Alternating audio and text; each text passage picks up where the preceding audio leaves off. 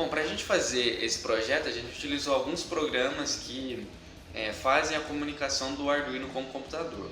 Primeiramente, nós temos aqui o Hairless MIDI, que é um conversor de sinal serial do Arduino para o protocolo MIDI de comunicação, que é o que trabalha o nosso instrumento virtual, que eu irei falar em breve. Então aqui a gente pode notar na janela dele, primeiro a gente seleciona a porta na qual o Arduino foi conectado e selecionamos aqui um loopback, esse que é criado por outro software, o Loop MIDI, que a gente cria clicando nesse botão de mais. Bom, a gente também utilizou um software, um driver de áudio na verdade, que é o ASIO, e ele ajuda a otimizar essa comunicação diminuindo o delay da reprodução da bateria, né? Por fim, a gente tem aqui, em relação aos programas, o nosso instrumento virtual, no caso aqui o Addictive Drums 2, e é por ele que a gente controla os nossos timbres de bateria. Porém, a gente está limitado aqui à versão gratuita do software, né? A versão demonstração, então a gente tem apenas o bumbo, a caixa, chimbal e um prato de ataque, certo? Em relação à programação desse projeto, nós utilizamos a programação disponibilizada por esse canal, o instrumento caseiro. Aqui no quinto vídeo da playlist de bateria eletrônica com Arduino, ele disponibiliza esse código que a gente baixou, e nele a gente teve que fazer algumas alterações em razão de que a gente estava limitado em relação ao nosso microcontrolador, pois no vídeo em questão em que a gente baseou esse projeto, o autor dele utilizava um Arduino Mega, esse que possui mais portas analógicas do que utilizado por nós, no caso o Arduino Uno. Então, a alteração que a gente fez, no caso, foram as seguintes. Aqui nós temos as portas analógicas nas quais os pads da bateria são ligados, e como o Arduino Uno tem apenas 6, nós tivemos que comentar as portas das quais não possuem no Arduino Uno. Então aqui é a porta 7, nós comentamos, a porta 8, 9, 10, 6, e além disso nós comentamos aqui embaixo também, nós comentamos os trechos de códigos que são utilizados esses pads. Nós fizemos isso para que não desse nenhum erro de sintaxe e a gente pudesse passar a programação com o Arduino sem problemas. A gente tem essa ligação aqui, ó, o circuito nosso é um piezo elétrico ligado aqui. A gente tem um diodo e um resistor em paralelo, e ele é ligado aqui no Arduino através desse fio. Lembrando que as outras portas analógicas a gente teve que aterrar porque estava dando interferência também. E a gente utilizou esse piezo no meio de dois mousepads de computador e bateu com uma baqueta normal de bateria. E deu certo. A gente testou com todos esses aqui, né? Os que a gente tem disponível, bumbo, caixa e chimbal, e deu certo.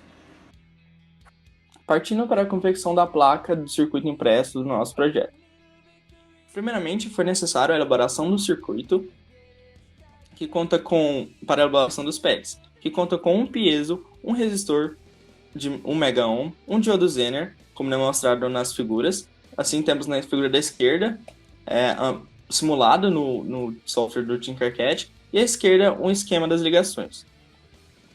Posteriormente, com o uso do software Eagle, a placa de circuito impresso foi planejada. À esquerda temos um circuito demonstrando os módulos do circuito, que são o piezo, o diodo Zener e o resistor. E já na segunda imagem temos a organização dos componentes da placa. Optou-se pela confecção da placa com as mesmas medidas do Arduino Mega, de forma assim a otimizar o espaço da parte elétrica do projeto. No esquema temos um GND comum a todos os piezos. O esquema foi desenvolvido de forma que as ligações dos piezos com o Arduino ficassem o mais otimizadas possível, ou seja, as ligações, no caso as de solda, ficaram os mais perto possível das suas respectivas portas analógicas do Arduino.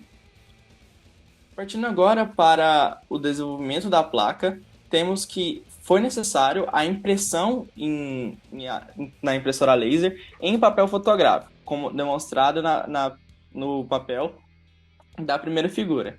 De forma assim que, ao passar essa imagem, essa impressão para a placa de cobre, com o uso de uma fonte de calor, no nosso caso, utilizou-se um ferro de passar mesmo, onde foi possível, como demonstrado na segunda imagem, a corrosão e, de forma assim, a ligação de todos os componentes na placa em seus respectivos lugares.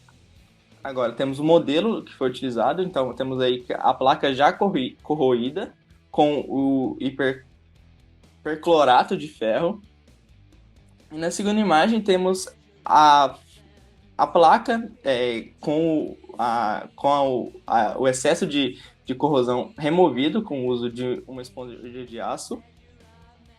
E por último temos as soldas do projeto, como demonstrados nas figuras da esquerda, da parte frontal e na figura da direita.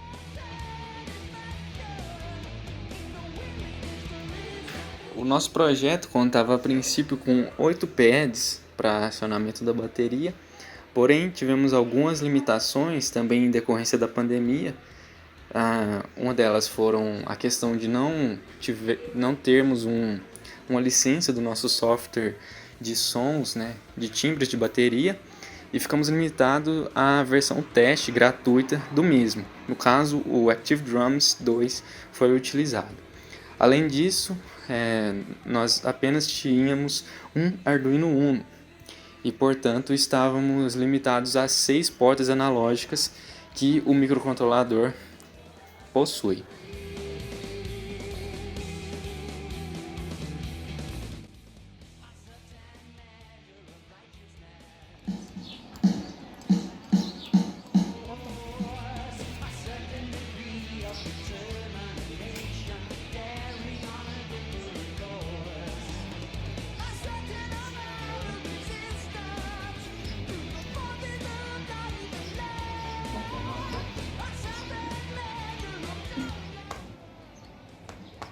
Acho que tá abafando demais.